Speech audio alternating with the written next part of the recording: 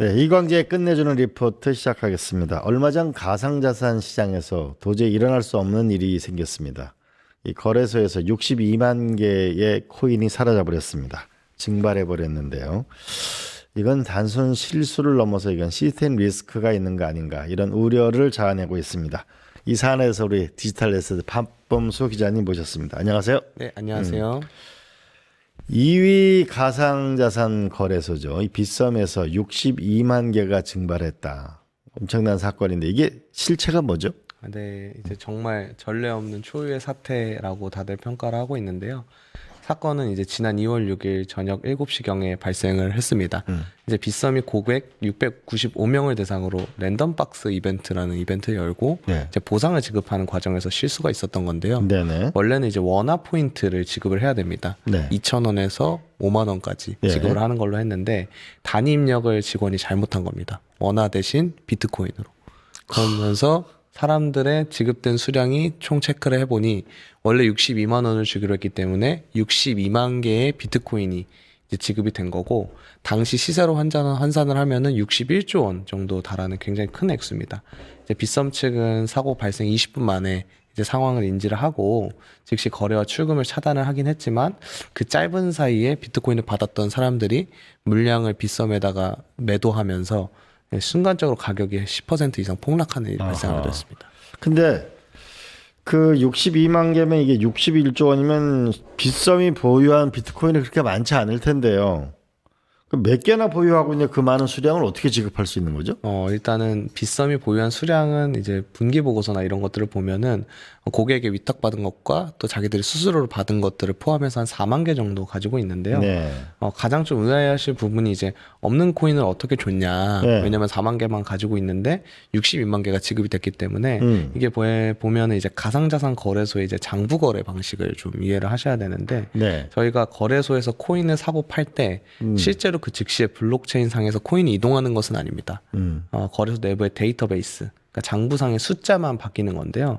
물론 이거는 뭐 은행이나 증권사에도 마찬가지입니다. 실제로 예. 돈이 오가는 건 아니고 네네. 장부를 맞추는 건데 그래서 이번에도 빗썸에서 시스템 내부의 장부에서 비트코인 62만 개라는 숫자가 각 고객 계정에다가 뭐 2,000개면 2,000개 또 이상이면 몇 개씩 찍히면서 발생을 한 거죠. 그래서 이 같은 장부 거래는 아까 말씀드렸다시피 은행이나 증권사에서도 발생을 하고 이것과 좀 비교하는 사건 중에서 2018년 삼성증권 유령증권 맞아요. 사태가 있었거든요. 맞아요. 그래서 전통금융권에서 발생하는 사고이기는 한데 이번 사태 같은 경우에는 핵심은 가장 문제가 되는 건 사실 내부 통제입니다. 원을 코인으로 잘못 지급한 잘못에 대해서 누군가 추가 확인을 했다거나 혹은 이거를 시스템상으로 막아놓지 않고 이렇게 문제가 발생했다는 것이 좀 주로 꼽히고 있습니다. 너무 어이없는 사건인데. 네, 맞습니다. 그런데 이 물량을 회수하는 작업은 어떻게 됐나요? 네, 지금 다행히 대부분은 회수가 됐습니다. 아, 그래요? 네, 빗썸에서 발표한 걸 보면 오지급된 62만 개 중에 99.7%에 해당하는 61만 8천 개 정도는 이미 회수를 완료를 했고요. 근데 이제 문제는 아까 말씀드린 것처럼 그 짧은 시간에 매도해서 현금화를 하거나 혹은 다른 코인으로 바꾼 사람들이 있거든요. 20분 만에? 네, 맞습니다. 그게 어느 정도나 규모가 돼요? 그게 이제 한 1,788개 정도가 매도가 됐는데 네. 그 중에 또 97%는 이제 확보를 했고 네. 문제가 뭐냐면 이제 아직 회수하지 못한 물량이 125개 정도 됩니다. 그 중에 30억 원은 원화로 현금화해서 가지고 있고 고객들이 그리고 나머지 100억 원은 비트코인을 팔아서 다른 가상자산, 뭐 이더리움 같은 걸로 가지고 있다고 하는데요. 이제 회수하지 못한 물량에 대해서 회사가 보유한 자산을 투입해서 일단은 수량은 맞춰놨고 그래도 그 사람들이 가지고 있는 건 회수를 해야 되기 때문에 예, 빗썸 측에서 지금 1대1로 연락을 해서 회수를 하고 있습니다. 이거를 팔거나 다른 코인으로 바꾼 사람은 이게 법적으로 문제가 되나 어떻게 돼요? 일단은 이 부분이 굉장히 묘한데 결론부터 말씀드리면은 민사상으로는 좀 책임이 있고 형사처벌은 좀 어려울 수 있다는 게 법조계의 중론입니다. 알겠습니다. 네, 거액의 비트코인 받은 거는 이제 명백한 부당이득으로 빗썸이 이제 반환 청구 소송을 하면 돌려줄 수밖에 없기 때문에 민사 책임은 있는 것이고 네네네. 과거 판례를 봤을 때 형사상 책임은 좀 어려울 수 있습니다. 왜냐하면은 비트코인을 잘못 오입금된 거 인출해서 써버려도 이게 재물이라고 보기 어렵기 때문에 횡령이나 배임죄가 좀 성립하기 어렵거든요. 네, 그런 측면이 좀 있습니다. 네. 이 사태 후에 우리 정부 당국에서도 굉장히 긴장하고 있는데요. 이거는 앞으로 어떻게 대책을 세워야 될까요? 일단은 정부와 정치권 말씀하신 것처럼 굉장히 사안을 엄중하게 보고 있습니다. 금융당국은 사태가 일어난 즉시 긴급 대응만을 설치를 하고 빕선뿐만 아니라 모든 거래소를 대상으로 이제 가상자산 보유 현황과 내부 통제 시스템이 어떻게 구축되어 있는지 전수조사를 지시를 했고요. 그리고 이제 위법 사항이 발견이 되면은 금감원에서 또 현장 검사로 전환을 한다고 합니다. 그리고 아까 말씀하셨던 것처럼 앞으로 어떻게 해야 되냐라고 했을 때 늘 이제 얘기가 나오는 2단계 입법 과정에서 가상자산 거래소에서도 이제 금융회사에 준하는 내부 통제를 마련하게 하라는 내용이 있고 또 이제 정치권에서도 이제 여야 가릴 것 없이 비판이 쏟아지고 있는데 또 민주당에서는 이번 수요일 11일에 빗썸 사태와 관련해서 이제 또 회의를 좀 열 예정이어가지고요. 이런 사안 속에서 앞으로 이제 거래소의 내부 통제 문제를 해결하는 방법에 대해서 논의가 이어질 것으로 보입니다. 거래소의 투명한 문제를 더 이상 이제 미룰 수 없는 문제가 됐네요. 그죠? 네, 맞습니다. 예, 디지털 에세이 박범수 기자님 고맙습니다. 감사합니다. 네, 감사합니다. 저는 잠시 광고 보고 다시 찾아뵙겠습니다. 한국가스공사에서 시행하는 에너지 요금 경감 제도를 알려드리기 위해 1일 상담원으로 변신했습니다. 무엇이든 물어보세요. 쉽게 얘기해서 한국가스공사가 겨울철 난방비 부담을 덜어주기 위해서 취약계층을 대상으로 도시가스 요금을 깎아주는 거네요. 여기 신청 방법도 주소랑 대상자만 확인하면 끝나는 것 같은데요? 그렇긴 한데 내가 대상인지 아닌지는 어떻게 알 수 있는 거야? 여기 보면 기초생활수급자 및 차상위 계층, 증증장애인, 국가유공자 및 독립유공자, 그리고 다자녀 가구. 신청 대상자 본인이 온라인 또는 오프라인 창구로 신청할 수 있어요. 아, 이거네. 한국가스공사 대신 신청대조 맞죠? 가스공사에서 요금 경감을 받지 못한 대상자들을 선제적으로 발굴해서 직접 안내 전화를 주는 서비스? 053-250-3900입니다. 한국가스공사 사회적 배려 대상자. 도시가스 요금 경감제도 꼭 함께해요.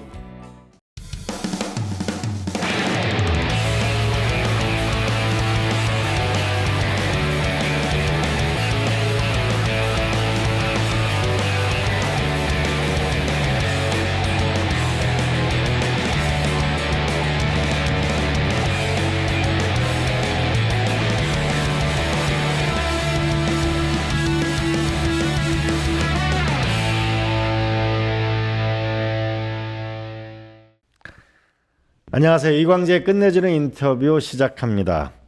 오늘은 이재명 대통령의 창업국가 선언 이후에 대한민국의 미래를 스타트업과 벤처 그리고 창업으로 이끌어보자 이런 내용으로 한번 살펴보겠습니다.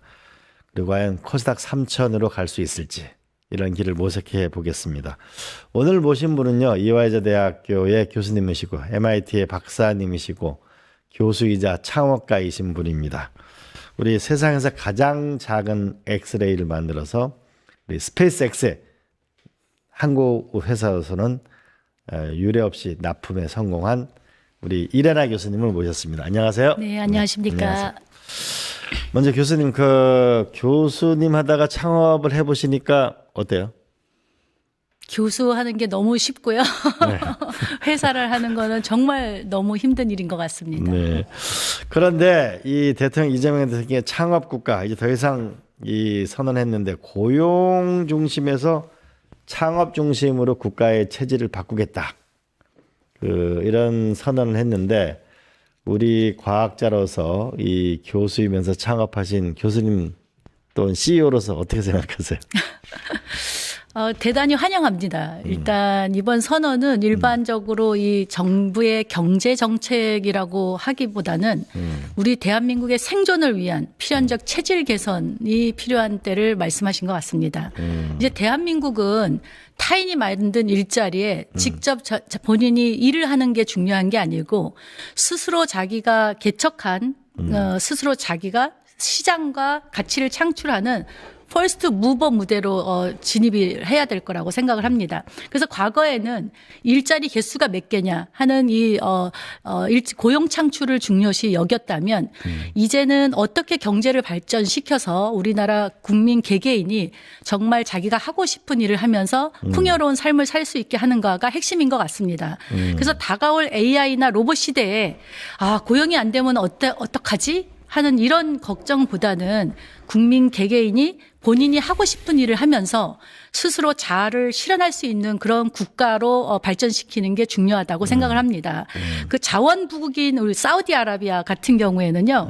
모든 국민들이 생계 걱정 없이 각자의 삶에 충실하고 있다고 합니다. 네. 근데 자원이 없는 우리나라 같은 경우에는 그냥 아무것도 안 하고는 그런 삶을 살 수가 없을 거라고 생각을 하는데 우리나라의 그 국민성과 명석한 아이디어로 새로운 어떤 혁신적인 아이디어를 내고 그거를 창업을 통해서 실현해서 글로벌 시대로 나가게 된다 그러면 우리나라도 자원이 없는 우리나라도 사우디아라비아와 같이 모든 국민이 하고 싶은 일을 하면서 풍요로운 삶을 살 수 있을 거라고 생각합니다.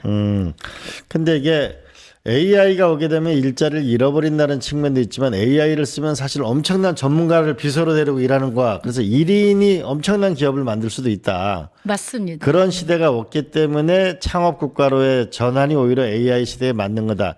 이런 게 맞는 건가요? 아니면 일반적으로 창업이 중요하다 이런 건가요? 어떻게 봐야 되나요? AI 시대가 오면서 저는 창업이 더 중요하다고 말씀하신 대로 말씀을 드리고 싶습니다. 왜냐하면 전에는 창업을 해서 사람들을 50명을 데리고 일을 했다면 이제는 정말 똑똑한 사람 3명 정도를 데리고 일을 하고 그렇게 함으로써 이 경제 우리가 어떤 아이디어로 제품들을 출시를 하거나 해서 글로벌 시장에서 인정받게 되면 그 수익이 우리나라에 다시 돌아오게 되고 그러면 그게 세금으로 돌아가서 많은 분들이 한테 그 혜택이 가서 일을 안 하고도 살 수 있는 많은 분들이 생길 수 있을 거라고 생각이 들어서 AI 시대에는 더 중요하다고 생각합니다.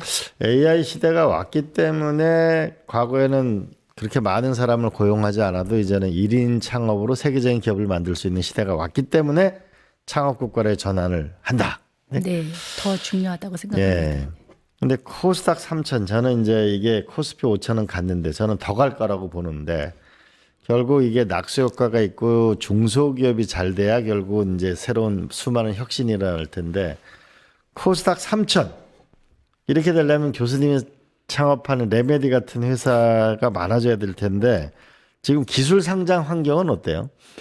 일단 그 상장을 하는 트랙은 2가지가 있습니다. 그 매출 상장과 기술 상장. 매출 이렇게 있는데요. 상장과 기술 상장. 예. 네. 매출 상장을 이제 심사하기는 의외로 좀 명확합니다. 왜냐하면 매출이 있고 내부 통제적으로 문제가 없으면 상장해주기가 쉽지 않습니까? 그쵸. 예. 근데 기술 상장은 이 기술을 평가를 해야 되는데 이 기술이라는 게 저 같은 경우도 거의 대부분 사람들이 30년을 넘게 한 분야를 깊숙이 파서 본인의 기술을 축적을 했는데 그 기술을 과연 누가 정말 잘 평가를 할 수 있을까요? 사실 쉽지 않은 일이라고 생각을 합니다. 그래서 그럼에도 불구하고 이 거래소에서는 기술 평가를 하는 그런 시스템을 만들었는데 아직까지 그 시스템이 정말 그 기술을 깊이 있게 평가할 수 있는 그런 시스템으로는 조금 부족하다는 생각이 듭니다. 그래서 이 기술을 먼저 평가를 할 때 정말 많은 전문가들이 모여서 좀 토론을 하고 시간을 넉넉히 가지고 이 기술을 평가할 수 있는 그런 체계가 좀 구축이 되었으면 하는 첫 번째 바람입니다. 그다음에 두 번째 이슈는 이제 기술이 평가가 정말 잘 되어서 그 기술성 평가를 통과하고 난다 그러면 그다음 2단계로 평가해야 될 것들이 내부 통제보다는 이 기술을 가지고 정말 매출을 올릴 수 있을 건가를 평가하는 기준인데요. 그 평가하는 기준도 각 분야마다 조금 다르게 기준 잣대가 되어야 될 것으로 생각이 듭니다.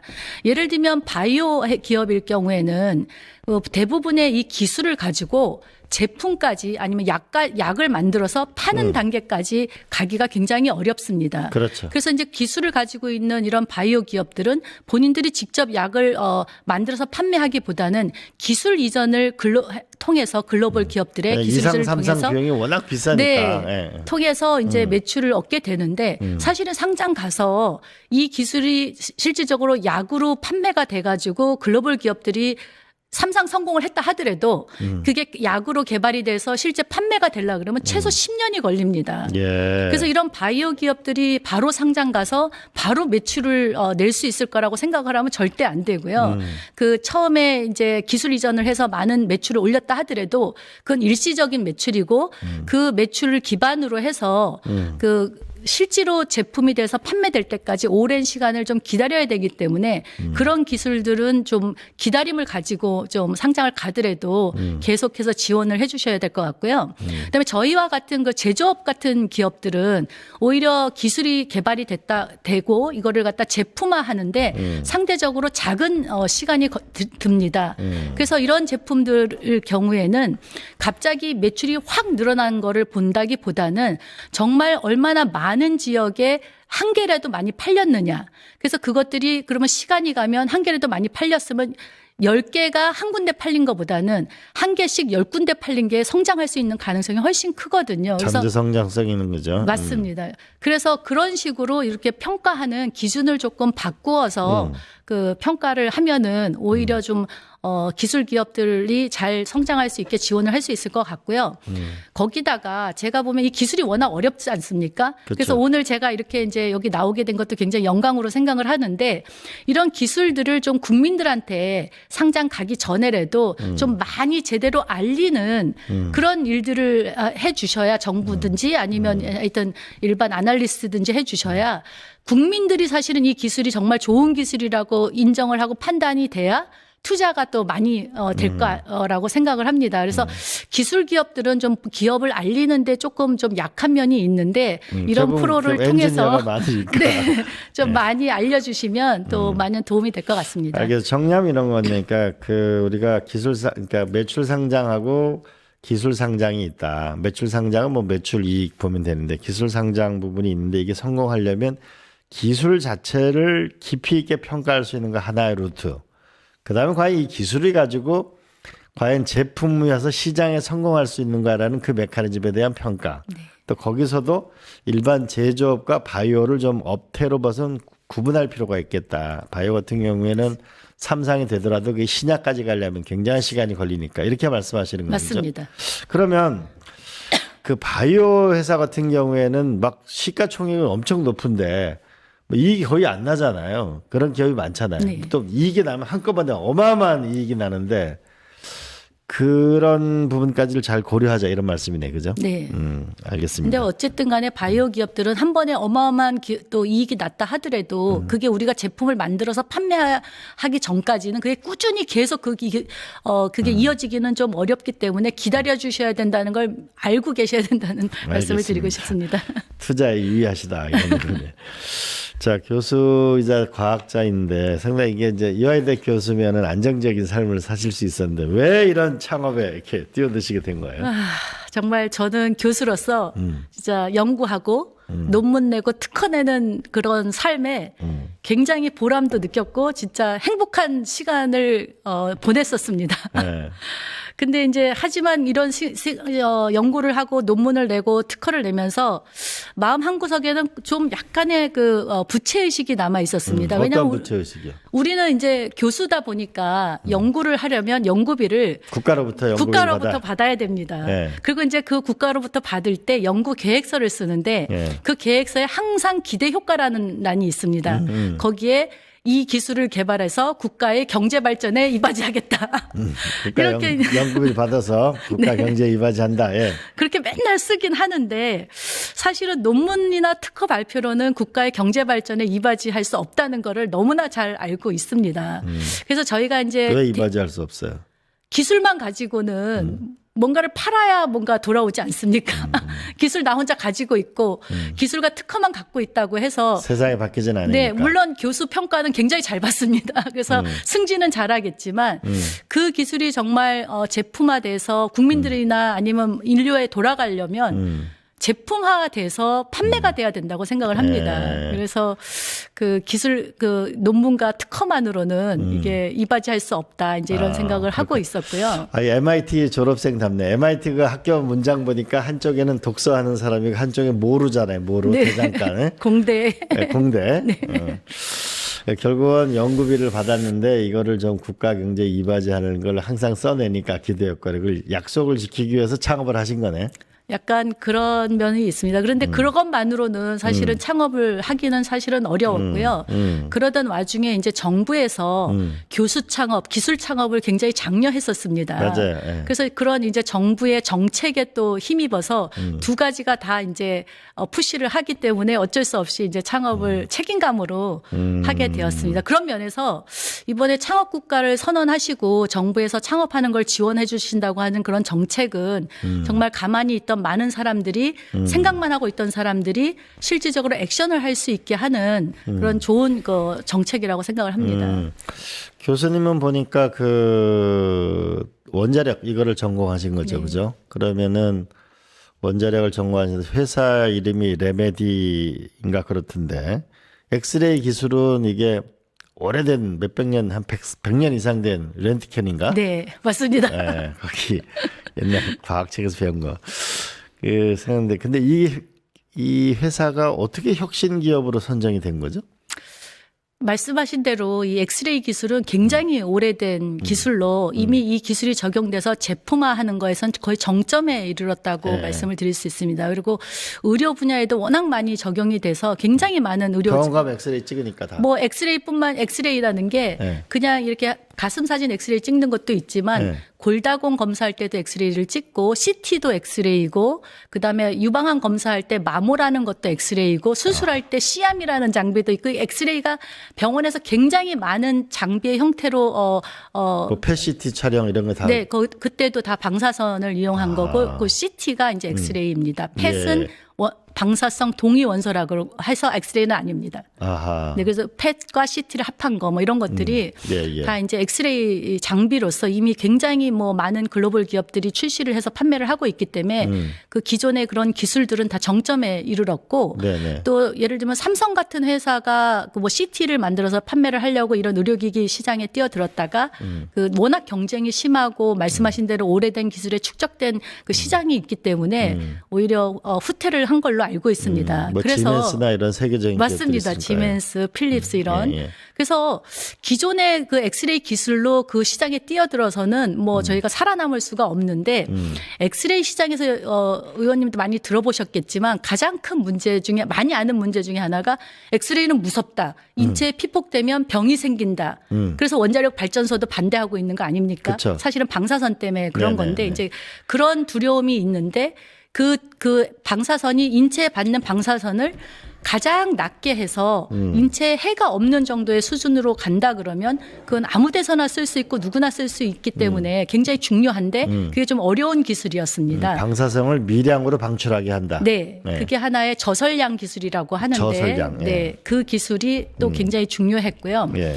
그다음에 기존의 엑스레이 장비는 또 이게 엑스레이를 나오게 하는데 그걸 작게 만드는 기술이 좀 부족했었습니다. 작게 그래서 만드는 기술. 네. 그래서 그걸 그래서 그 지금까지의 제품들은 이 엑스레이가 발생하는 부분이 굉장히 컸고 예. 그게 또 크다 보니까 거기서 엑스레이가 많이 나오니까 거기를 엑스레이가 안 나오게 차폐라는 걸 해야 되는데 차폐하기가 어려워서 병원에 가보시면 엑스레이 찍을 때 환자분은 방에다 집어넣고 찍는 분은 밖으로 나가잖아요. 맞아요. 그게 방을 맞아요. 차폐를 해서 아하. 환자분은 방사선을 더 맞든 말든 본인들은 맞으면 안 되니까 밖으로 안전을 위해서 나가는데 이렇게 하여튼 그 저설량화하고 소형화하는 기술을 계속해서 개발을 했지만 혁신적으로 어떤 한 기술로서 할 수가 없었는데 근데 이게 기본적으로 방사성을 내려면 일정 부분 열이나 이게 있어야 되는 거잖아요. 뭐 열이 열이라고 있어야 되는 그러나? 건 아니고 전기인가? 엑스레이가 네. 엑스레이가 발생을 시키려면 열이 나고요. 예. 그 열이 많이 나면 이 장비들이 다 녹아버리니까 열을 방출하는 그런 기술. 그래서 작게 만들려면 아하. 뭐 한 가지 기술이 아니고 네. 굉장히 많은 여러 가지 기술들이 접목이 되어야지만 그 제품단에서 이렇게 소형화되고 저설량화가 될 수가 있습니다. 네. 그래서 저희는 어떻게 보면 저설량화하기 위한 여러 가지 차폐 기술이라던가 그다음에 뭐 아킹 방지 기술이라던가 이런 기술들 한 5가지 하고 네. 소형화하기 위해서 뭐 고진공 기술이라던가 그다음에 또 엑스레이 산란을 막는 뭐 기술이라던가 제어 기술이라던가 이런 가지 한 5가지 기술을 통합해서 예. 한 10가지 기술을 축적을 했고요. 예. 이 기술들을 이제 제품의 특성에 맞게 조합해서 최적화된 제품을 출시를 하고 있습니다. 그래서 그 10가지 기술 중에서 8가지 기술이 집약돼서 출시한 제품이 바로 이 제품입니다. 아, 그러니까 결국은 방사성이 적게 노출 저설량 되는 것보다 작게 만드는 네. 거 이런 것도 여러 가지 특허가 있어야 되는 거네 기술이. 맞습니다. 근데 맞습니다. 그거 가지고 그래서 결국 이제 만들어낸 게 이번에 나사에서 채택된 게 이건가요? 네. 이 제품입니다. 이 제품은 한번 설명해 주세요. 이건 어떻게 이 나사에서 채택된 건 우리나라 기업으로 봐서는 굉장히 처음 있는 건가요? 아니면 뭐 다른 사례가 있나요? LG에서 아마 우주복에 들어가는 우주복. 배터리를 소형화해서 납품한 사례는 있는 것 같습니다. 우주복에 들어가는 배터리를 LG에서 한 네. 게 있는 것 같다. 네. 이건 어떤 제품이에요? 이거는 그 우주인의 건강을 체크할 수 있으면서 그다음에 우주선에 있는 어떤 부품들이 고장이 났을 때 밖에서는 안 보이고 내부에서 고장이 났을 때 그거를 확인할 수 있게 그런 거를 비파괴 검사라고 하거든요. 예. 그래서 비파괴 검사도 할 수 있는 그런 엑스레이 장비입니다. 그러니까 우주선 사람 타고 가면은 이제 병원이 없으니까 네. 거기서 엑스레이를 찍으면 이 사람의 건강 상태. 네. 또 하나는 비파괴 검사를 해가지고 어떤 보드들이 고장이 나면 기계가 뭐 고장 나는 네. 거. 그거 사람 원리하고 그 기계하고 비파괴 검사하고 원리가 같은 거예요? 네, 같습니다. 내부를 이 엑스레이는 내부를 볼 수 있는 능력이 있거든요. 그래서 사람 내부, 인체 내부도 볼 수 있고 또 어떤 제품의 그 내부도 볼 수 있고 그래서 공항 가실 때도 이렇게 가방 갖다 놓으면은 엑스레이가 쪼여져 가지고 내부를 확인하지 않습니까? 그렇죠. 예. 네, 그런 원리입니다. 그럼 이걸 그럼 예를 쓴다 이러면 어떻게 쓰는 거예요? 이거는 이제 병원에 가시면 엑스레이 많이 찍어 보셨겠지만 이게 이제 엑스레이 찍으려면 이렇게 환자를 유치시키고 네. 그 장비를 갖다 놓고 그다음에 밖으로 나가서 엑스레이를 찍는데 이거는 저희가 이제 굉장히 손쉽게 만들어서 여기 한번 이렇게 보여드릴 수가 있을래나 모르겠는데 예, 잘 보이네요. 네. 여기 버튼을 누르면요. 예. 여기가 이렇게 전원이 켜집니다. 예. 전원이 켜지면 이제 어떤 부위를 찍을지 여기 예. 보면 여기 가슴 사진이 있지 네네, 않습니까? 나오네요. 가슴, 손, 머리, 발 이렇게 한 다음에 네네. 찍고 싶은 부위를 선택을 한 다음에 예를 들면 손을 찍겠다 그러면 이렇게 하고 여기에 이제 필링과 같은 엑스레이를 받는 그런 이제 장치를 하나 더 놔야 되는데요. 그게 있다 그러면 이렇게 놓고 여기를 켜고 여기 보시면 이렇게 불빛이 나오는데 이 부위가 엑스레이가 나오는 부위입니다. 네네네. 지금 여기서 버튼을 누르면 엑스레이가 나가게 되고 나가게 되면 이 디텍터가 있다 그러면 그게 엑스레이를 받아서 바로 노트북으로 그 손의 영상을 보여주는 감광지라고 그러나? 네, 감광질인데 요즘에는 이제 그게 전자화 돼가지고 아하. 디텍터라고 부릅니다. 디텍터. 제가 옛날 사람이고. 네. 디지털화 돼가지고. 네. 그렇군요. 예. 디지털 라인이 그냥 찍으면 그게 이제 일종의 데이터가 전송되고 바로 그걸 또 핸드폰이나 AI로 인식하고 이럴 수 있겠네요. AI로 인식을 하면 이제 스크리닝도 네네. 할 수가 있습니다. 질병들을. 예. 네. 우리 초등학교 다닐 때 전부 엑스레이 기계 학교에 가져오면 전부 우리가 폐결핵 결핵 사진 다 찍고 줄 서가지고 이런 적이 있었는데 맞습니다. 그런데 이렇게 이게 소형화해도 이게 성능에는 문제가 없는 거예요? 그러니까 소형화하기가 이제 어려운 게 아까 말씀하셨듯이 이게 엑스레이가 나오면서 어디를 치고 이제 엑스레이가 나오는데 예. 그때 열이 많이 나오기 때문에 이게 소형화가 또 어려운 면도 좀 있거든요. 예. 근데 저희가 이제 이 제품에 최적화된 열 발산 수식을 통해서 그 열 발산이 될 수 있도록 하고 이렇게 하면서 하여튼 8가지 기술이 집약이 돼서 예. 성능은 유지하되 그 선량은 작아지는 그런 기술을 적용을 했기 때문에 지금 이 영상이라는 건 영상의 질의 평가를 통해서 이루어지는데요. 저희가 해외의 많은 의사들이 기존 제품들하고도 다 비교를 했고 이번에 나사에서도 1년을 이거를 가지고 평가를 했습니다. 나사에 다시 한번 그러니까 나사에 채택되는 과정이 어떻게 됐었어요? 사실은 그 채택되는 과정이 참 저희 입장에서는 좀 어떻게 보면 좀 편한 편이었는데요. 예. 저희는 이제 기술 기업이다 보니까 제품을 가지고 이제 매출을 올려야 되기 때문에 사실은 나사에 직접 연락해서 우리 거를 뭐 써보세요 이렇게 할 수 있는 겨를이 없어서 저희는 그냥 정신없이 이 제품 팔고 있었는데 어느 날 갑자기 저희 홈페이지에 있는 세일즈 이메일을 통해서 나사에서 이런 제품을 찾고 있는데 너희 제품이 있어서 연락을 하는 거다 이렇게 해서 연락이 온 거예요. 그걸 어떻게 찾았대요? 그 찾아주는 전문 기업들이 있더라고요. 그 나사의 어떤 필요한 물품들을 찾아주는 이게 미국의 대단한 점이라고 그러는 게 제가 아는 기업도 경상북도 한 조그만 아주 작진 않은데 구글에서 연락이 왔대요. 그러니까 전 세계를 서치하고 있는 거죠. 그 미국이라는 나라가. 그런가 봅니다. 그래서 저희도 깜짝 놀랐어요. 그래서 나사에서 연락이 와서 이런 네. 제품을 하고 있는데 와봐라. 그렇게 된 거예요? 1년 전에? 아니요, 2년 전에. 2년 전에? 네, 그래서 이런 제품이 있으니까 니네 어떤 제품이니 알려달라 그래서 이제 미팅을 통해서 알려줬고, 알려주고 나니까 이제 구매하겠다고 했는데, 사실은 이제 그때 저희가 처음 뭐 이미 알고는 있었지만 이제 몰랐던 게, 미국이라는 이 나사라는 데 이제 제품을 납품하려면 미국도 조달청 등록을 해야 된다고 하더라고요. 예. 근데 그런 조달청 등록하는 게 우리나라도 어렵지만 미국은 더 어렵지 않습니까? 예. 근데 나사가 자기네가 사겠다고 결정을 하니까 바로 그냥 그 조달청에 등록까지 하는 것까지 자기네들이 다 도와줘가지고. 우리나라도 그런 시스템이 필요하겠네요. 네. 정부가 필요하다고 인증하게 되면 바로 그냥 조달청에서 등록을 해주는. 그래서 바로 하여튼 조달청 등록이 돼서 판매를 했고 그다음에 한 1년 반이 지났는데요. 테스팅한 거네. 거기서 테스팅을 했더라고요. 저희들은 이제 모르고 있었고 그러다가 올 1월 달에 저희가 최종적으로 이제 그 달나라나 화성 가는 우주선에 실리게 선정이 됐다고 이렇게 연락을 받았습니다. 그래서 레터로 네. 받으신 거예요, 딱? 이메일로 받았습니다. 이메일로. 네. 그래서 이제 그 다음에 저희가 나사 웹사이트에 들어가 봤더니 뭐 굉장히 많은 그런 실험 결과들이 그 퍼블리시 되어 있더라고요. 데이터하고 다 돼 있는 거예요? 네. 저희 같이 조그만 회사는 이제 그런 것들을 일일이 확인할 시간이 없어서 이제 못 하고 있었는데 예. 그래서 결론적으로는 이제 아까 의원님이 말씀하신 대로 우리 요즘 세상은 정말 좋은 기술이 있고 좋은 제품이 있으면 그 외국에서 진짜 찾아와서 팔겠다고 하는 그런 시대가 온 것 같습니다. 그럼 이런 게 이제 앞으로 어떻게 상용화되는, 어떤 데 주로 쓰이는 거죠? 여기 나사 말고 어떤 계약한 나라가 있거나 뭐 그런 데가 있어요? 일단은 뭐 굉장히 많은 분야에서 사용이 될 수 있는데 아직까지는 이제 아시다시피 저는 혁신이란 말을 그렇게 좋아하지는 않는데요. 혁신하면 저는 어떤 생각이 떠오르냐면 야 정말 힘든 기술이구나. 먹고 살기 힘들겠구나.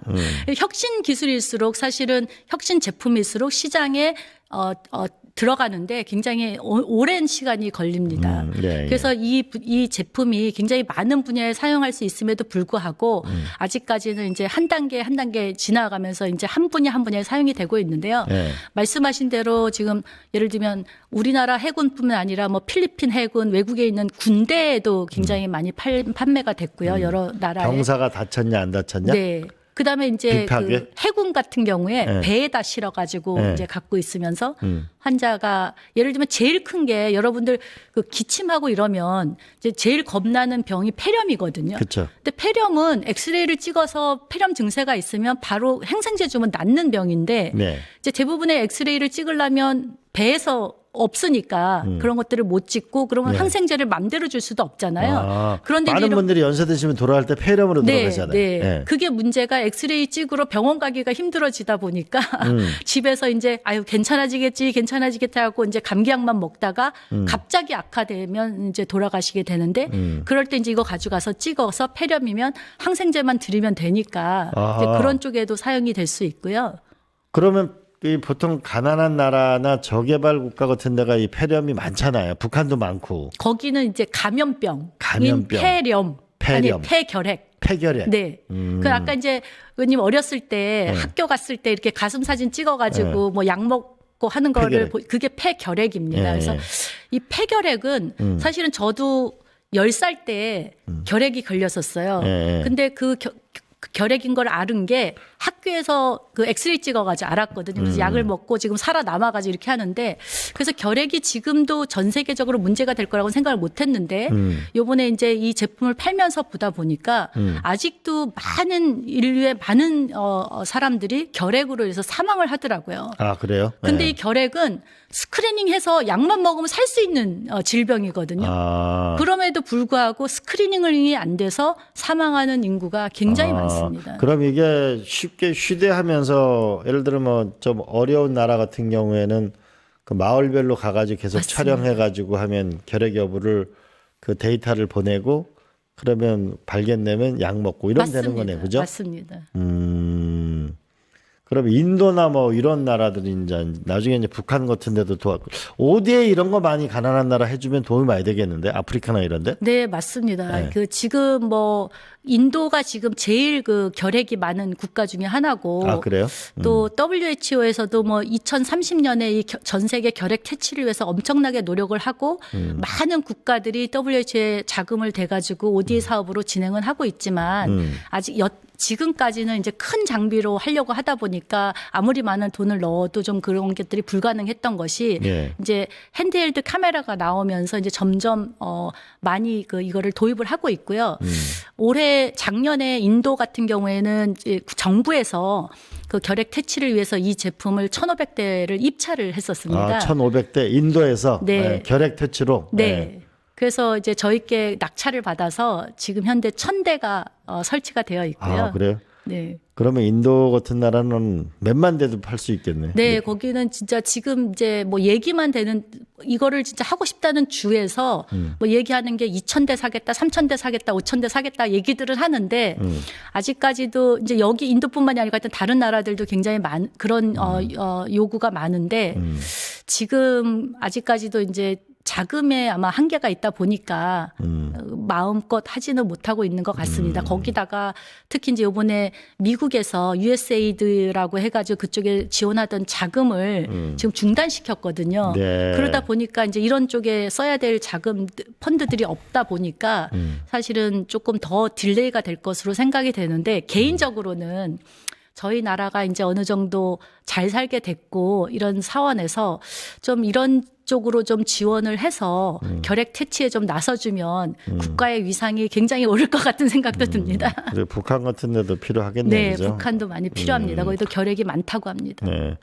자, 그럼 결핵 말고 또 아까 제가 얘기를 듣다 보니까 그 사람의 다쳤느냐 안 다쳤느냐 우리가 왜 가끔 보면은 저 산에 가서 등산 조난 사고가 왔는데 이 사람이 이렇게 뭐가 뼈가 부서진 건지 네. 아니면 뼈가 부러진 건지 네. 아니면은 뭐 인대가 늘어난 건지 이런 부분도 즉각 판단이 되겠네요. 네, 맞습니다. 네. 그런 차원에서는 그러니까 사실은 바로 일단 엑스레이를 찍어서 만약에 이게 뭐 크게 부었다 하더라도 부러지지 않았다 그러면 그냥 조금 조심만 하면 되잖아요. 그래서 뭐 붕대로 감고 집으로 내려보내면 되고 그다음에 이렇게 봤을 때 굉장히 좀 프랙처가 심한 경우에는 정말 부대를 대고 고정을 시켜서 병원으로 데리고 오고 뭐 이렇게 미리 엑스레이를 찍으면 그 굉장히 할 수 있는 일도 많고 방지에 그러니까 더 많이 아파지는 거를 방지할 수 있는 여러 가지 방법들이 있어서 일본 같은 경우에는 사실은 저희가 일본에도 팔았거든요. 일본 같은 일본에도 경우는 팔았어요. 지진 났을 때 이 가져가 가지고 썼다고 합니다. 아, 지진이 났을 때. 네. 이게 그 사람들이 앰뷸런스 다치니까. 같은 데는 이게 필요하겠어요. 왜냐하면 환자가 타면은 이거 찍어가지고서 네. 보내면 병원으로 이송하는 도중에 이 사람의 굉장히 데이터가 필요합니다. 넘어가니까 그럴 수도 있겠는데요. 그죠? 네. 그 인도도 그렇고 몇 개 나라에서는 이제 구급차에서 이거를 실어가지고 사용을 하기도 하는데 예, 예. 이제 아무래도 이제 저희 나라 같은 경우도 그렇고 다른 많은 나라들이 아직까지는 이런 제품이 없다 보니까 법적으로 병원 안에서만 사용을 하게 이제 만들어 놓고 그다음에 복잡한 장비다 보니까 의사의 감독하에 방사선사만 사용하게 되다 보니까 아하. 이게 그 구급차에 실었을 때에 구급대원이 사용할 수가 없습니다. 아하. 그래서 쉽게 그게 얘기하면 이제 하나의 병원 내 이게 방사선이라는 게 상당히 어떻게 보면 위험 물질이기 때문에 병원 내에서만 한다는 거하고 방사선을 다룰 수 있는 일종의 전문 자격이 있는 사람이만 네. 쓸 수 있기 때문에 현재 이 구급 차량 안에는 쓸 수 없다. 이런 제도적인 문제도 네, 있는 거네. 있습니다. 네. 미국도 그래요?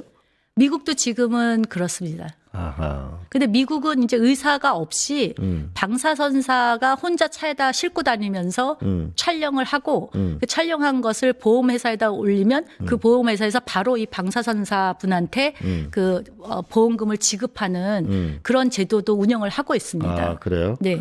그럼 우리가 예를 들면 시골 같은데 연세 드신 분이나 뭐 경로당이나 이런데 그분들 촬영하고 이렇게 해가지고 다니면서 검진해가지고 하면은 미리미리 네. 그 좀 건강을 좀 도와드릴 수 있겠네, 그죠? 지금 하고 있는 시도 있습니다. 아, 그래. 어디서 해요? 부산시하고 네. 서울시에서 이거를 싣고 다니면서 하고 있습니다. 아, 어떻게 해요? 그 이동 검진 버스에다가 아, 이동 검진 버스. 아, 이동 검진 버스가 있어요? 네. 거기다가 이제 옛날에는 그냥 일반 이동 검진 버스는 사용을 못 하고 네. 방사선 차폐가 되어 있는 방을 만들어서 이제 엑스레이를 넣어 가지고 갖고 다녔었는데 네네. 이제는 그런 게 필요 없다 보니까 그냥 일반 바로바로 쉽게 그냥 일반 검진 버스가 있으면 거기에 이제 차폐망만 갖다 놓으면 쓸 수 있게 됨으로써 아. 좀 여러 군데에서 운영은 하고 있는 걸로 알고 있습니다. 그거 괜찮겠는데요? 부산시는 그 써본 효과가 어떻대요? 죄송하지만 제가 그 효과는 아직까지 체크 못 해봤어요? 네, 듣지는 못했는데 네네. 사실은 인도 같은 데서 이제 고객들이 하는 그런 내용들을 딜러들이 저한테 이렇게 보내주는데 뭐 다들 그 반응은 굉장히 뜨겁습니다. 대부분의 얘기가 와우, 뭐 unbelievable 이런 얘기들을 좀 많이 하거든요. 그래서 많이 도움이 된다고는 저희는 주로 이제 수출을 많이 하다 보니까 그런 얘기들을 외국에서 많이 듣고 있습니다. 네. 그럼 이제 나사에 이렇게 됐다는 거는 이제 곧 뉴스가 되겠네. 뉴스가 나왔나요? 아니면 우리가 먼저 지금 얘기하는 건가요? 어떻게 되나요? 오늘 아침에 네. 그 MBC 뉴스에 나왔다고 들었습니다. 아, 오늘 아침 MBC 뉴스에. 아, 네. 우리가 좀 늦었구나. 네, 알겠습니다. 자, 이 교수 창업가로서의 길을 걷고 계시는데 야, 이런 제도가 개선되면 정말 이 창업국가의 길을 갈 수 있을 것 같다. 뭔가 이게 제도 개선이 이런 건 좀 됐으면 좋겠다. 이런 건 뭐가 있어요? 뭐 여러 가지 이제 창업 국가로 가기 위해서 뭐 제도 개선될 것들 많지만 그 교수로서 이제 한 가지 좀 개선되었으면 하고자 하는 바람은 이게 저희도 이제 창업을 할 때 이렇게 시간이 오래 걸릴 줄은 몰랐거든요. 그 뭐 10년이면 뭐 엄청난 그 매출을 통해서 좋은 기술이 있으니까 큰 부를 얻을 거라 생각을 했는데 실제 해보니까 기술을 기반으로 해서 창업을 하려면 굉장히 오래 최소 10년 걸립니다. 저도 벌써 14년 됐거든요. 네. 그런데 이제 우리나라에서 교수 창업을 할 경우에 초기에 창업을 하면 학교에서도 그렇고 정부에서도 그렇고 지원을 많이 해줍니다. 그런데 이제 한 10년이 지나고 나면 졸업을 하라고 합니다. 그래서 그때는 이제 교수에서 겸직도 잘 안 해주시고 하기 때문에 이게 교수직을 포기하거나 아니면 회사를 포기하거나 이 둘 중에 하나를 해야 되는데 사실 저희 같은 경우에는 과학자고 연구자이기 때문에 이 회사를 정말 잘 키울 수 있는 그런 능력은 저희가 없습니다. 그래서 회사를 잘 키우는 거는 기업가들이 하게 만드는 게 맞고 저희는 그래도 기술자로서 창업을 했기 때문에 그 기업이 잘 크도록 계속해서 지원을 해줘야 되는데 그러려면 회사의 어떤 직책을 또 하나 갖고 있어야 되기 때문에 좀 제도적으로 제가 이제 교수 창업한 저랑 비슷하게 창업한 많은 교수님들한테도 얘기를 들어보면 10년이 지나면 졸업하라고 하고 겸직해 주는 게 굉장히 어렵다고 하는데 10년이 좀 지나도 그때부터 진짜 시작이거든요, 회사는. 그래서 겸직을 좀 해주던가 이런 제도적으로 좀 계속 할 수 있는 그런 제도가 좀 있었으면 10년이라고 좋겠습니다. 이렇게 그냥 단정 적지 말고 그 진화 상태에 따라 가지고 하는 게 좋겠다 이런 말씀이네, 네. 그죠? 네. 예. 근데 이런 그 학교 창업 부분에서 이런 것도 있던데 학교 기업으로 해놓으면 10%인가 이 학교에 그 지분을 내놔야 되는 네. 그런 게 있죠. 그거는 교수 창업을 하면 네. 기본적으로 다 학교에다가 처음 시작할 때 기부를 해야 됩니다. 10%? 뭐 5% 하기도 하고 10% 5% 하기도 하고. 10%. 네. 다른 나라 미국도 그래요? 외국도 그렇게 합니다. 아, 네. 외국도 그렇게 하는구나. 그래서 그건 너무나 당연하다고 저는 생각을 하는데 네. 이제 그렇게 기부를 했으면 이제 미국 같은 경우는 그렇게 해서 교수가 창업을 하면 주식을 갖고 있지 않습니까? 그래서 네. 그 주식을 사실은 엑시트 할 때까지, 그러니까는 엑시트 돼야 학교도 사실은 자금이 들어오는 거고 그렇죠. 그동안 투자했던 거를 회수를 하고 네네. 그거를 재투자를 할 수가 있는 거니까 계속해서 유지해서 도와주면서 뭐 상장을 가던 엑시트할 수 있는 순간까지 갈 때까지 지원을 해줘야 되는데 저희 나라는 일단은 약간 그 교수들이 창업을 해서 10년이 지나면 저 회사는 망할 회사라고 생각을 해서 그런지 제가 스탠포드 가보니까 참 부럽게 느꼈던 게 학교가 몇십조 원을 가지고 있잖아요. 그래서 졸업생들 중에 우수한 그 창업가가 나오면 그거를 투자하고 네. 지분을 갖고 있다가 또 돈을 벌기도 하고 네. 또 그 학생이 사업에 성공하면 또 학교에 도네이션도 맞습니다. 하고 맞습니다. 그리고 선순환. 점점 학교가 맞습니다. 커지고 이 메카가 되는 우리도 그런 세상이 와야만 맞습니다. 그죠? 예.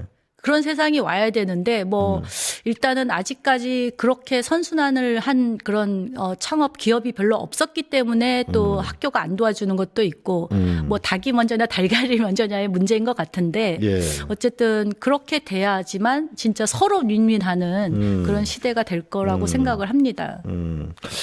요즘 그 젊은이들에게 이 창업에 대해서 그 창업을 하려고 하는 또 스타트업을 하려고 하는 젊은이들에게 제자들에게 한마디 해주신다면 뭐라고 해주시겠어요? 일단 뭐 다 알다시피 창업이라는 게 하기는 쉽지만 그걸 유지해서 성공하기는 굉장히 어렵다는 거를 이제 많은 사람들이 다 알고 있을 건데요. 그럼에도 불구하고 젊은 사람들이 이런 창업을 한다는 것은 굉장히 좋은 경험을 하는 거거든요. 진짜 젊어서 하지 않으면 하기 어려운 그런 경험이기 때문에 저는 물론 힘들고 나중에 뭐 망할 수도 거의 뭐 99% 망한다고 합니다. 그래서 망할 수도 있지만 젊었을 때 시작을 하면 다시 시작할 수 있는 또 시간도 많이 있고 그다음에 망하는 것조차도 그게 굉장히 중요한 경험이기 때문에 본인이 어떤 분야에서 획기적인 아이디어가 있다고 한다 그러면 그거를 기반으로 해서 뭔가 창업을 해보는 게 굉장히 좋은 경험이라고 생각을 하고 근데 여기에 단 전제 조건이 정부에서 좀 이런 청년 창업을 할 때는 좀 묻지마식으로 좀 지원을 해줘서 본인이 갖고 있는 아이디어를 정말 가지고 뭔가 좀 실제 해보는 그 단계까지는 묻지마로 지원을 좀 해주는 전제가 된다고 하면 청년들이 많은 창업을 하는 게 좋을 것 같습니다. 근데 이제 많은 우리 벤처 사업가들 만나 보면은 미국에서는 실패가 경력이 되는데 우리는 실패하면은 신용불량자가 됩니다. 맞습니다. 그래서 이게 소위 2라운드로 도전할 수 있는 이 사회적 시스템이 있어야 된다 그러는데 미국은 어떻게 그 시스템이 되어 있는 거예요? 그러니까 제가 볼 때 미국 같은 경우에는 이제 부시가 투자를 해도 투자를 해서 회사에 투자를 하면 그 모든 책임과 어떤 것도 이 창업한 창업주에게 책임을 지우지 않습니다. 왜냐하면 누구보다도 창업주가 열심히 하지 않겠습니까? 예. 그런데 한국은 일단은 투자를 받게 됐을 때 이게 투자자들의 수익을 만족시키지 못하고 실패를 하게 되면 일단은 사회적으로 정서적으로 모든 블레임을 다 받습니다. 그게 감정적으로 정말 살아남기가 어렵고 두 번째로는 우리나라에서도 투자를 한다고는 하지만 그게 옛날에는 이제 대표이사들이 연대보증까지 서게 하던 거를 그래도 도와준다고 이제 그거는 못 서게 했지만 뭐 RCPS나 CB라는 명목으로 어찌됐든 간에 돈을 안 갚으면 안 되게 하는 그런 제조들을 다 만들어서 결과적으로는 창업주들이 그거를 뭐 도의적으로든 경제적으로든 다 책임을 져야 되는 그걸 파산하고 마는. 예. 네, 파산하고 말게 됩니다. 예. 저도 파산할 뻔했습니다. 그렇구나. 또 하나는 벤처 사업가 얘기를 들어보면은 뭐 투자를 해서 어려움을 겪자 투자를 받았다. 1,000억 밸류로 받았다고 하더라도 이게 주식 매각이 안 되니까 맞습니다. 구주를 팔 수 있어요. 그런 걸 못 파니까 돈은 계속 들어가고 결국 월세방 사는 CEO들도 엄청 많다고 이 구주를 팔 수 있는 뭔가 이런 제도적 길을 열어줘야 자기 생활도 유지하면서 이걸 할 수 있다. 그래서 결국 돈 버는 사람은 VC하고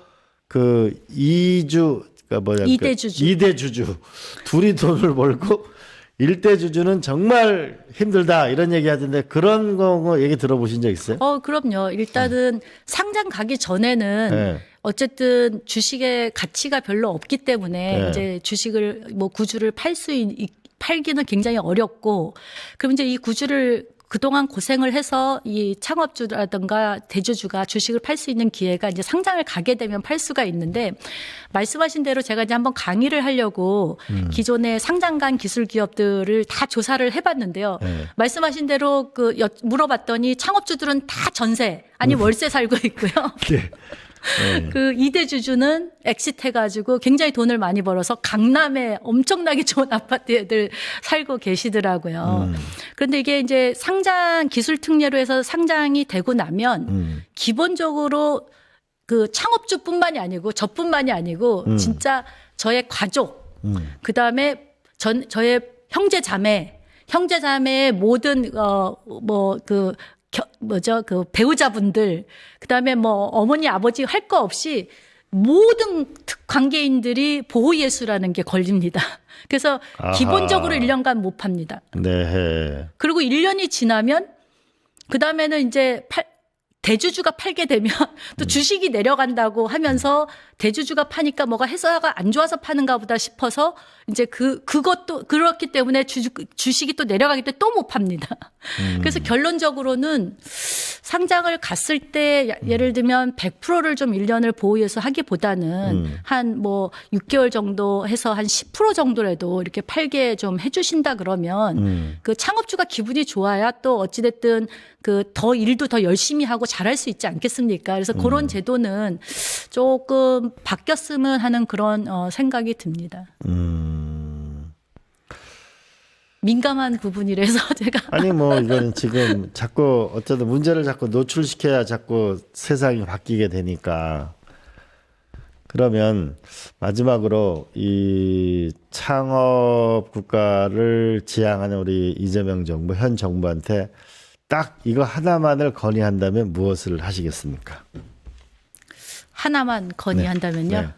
굉장히 어려운 질문인데 어쨌든 좀 기존에 이렇게 창업을 해서 어느 정도 살아남아서 성장하려고 하는 이제 제 입장에서 본다 그러면 성장하려고 하는 기업들을 조금 더 관심을 가지고 봐주시고 그 기업들이 지금 이제 겨우 해서 이렇게 성장하는 곡선에 와 있는 그런 기업들을 좀 선별을 해서 확 클 수 있게 좀 뒤에서 좀 버팀목이 되면서 지원을 해주시면 정말 이런 기업들이 글로벌리 나가서 경제 발전에 그야말로 이바지할 수 있을 거라고 생각이 듭니다. 그래서 뭐 지금 청년들을 창업하는데 묻지마 투자를 하는 것도 필요하고 그 다음에 이렇게 저희 기업처럼 기술력이 인정받아 이렇게 크려고 하는 그런 기업들을 뭐 정부에서 좀 잘 선별을 해서 좀 적극적으로 성장할 수 있게 지원을 해주시면 감사하겠습니다. 더 열심히 큰 기업으로 성장할 수 있을 것 같습니다. 네. 네, 오늘은 그 레메디라는 그 엑스레이를 가지고 그 우주선 그 나사의 제품을 우리가 납품하게 된 우리 이레나 교수님 말씀 들었습니다. 고맙습니다. 네, 감사합니다. 이재명 대통령은 창업 국가를 선언했습니다. 며칠 전에는 우리나라 대기업 CEO들을 만났는데 거기서 창업 국가 얘기가 있었다고 합니다. 아마 삼성전자의 사내 벤처 출신이죠. 우리 네이버의 이혜진 대표, 카카오의 김범수 대표 모두 삼성의 사내 벤처 출신이었습니다. 우리나라 대기업도 사내 벤처를 활성화할 때 이 대기업과 스타트업이 함께 진화할 수 있을 거라고 생각합니다. 또 제가 중견기업을 만나보니까 이 벤처 스타트업도 중요하지만 1,000억 이상의 기업이 약 1,000개 정도 되는데 이 1,000개 정도의 기업이 1조씩 하면 1,000조가 나오지 않습니까? 그래서 중견 중소기업도 어떻게 하면은 더 진흥을 할 것인가, 거기에 스타트업들과 어떻게 결합할 것인가를 하게 되면 또 하나의 허리가 강한 나라가 될 거라는 거.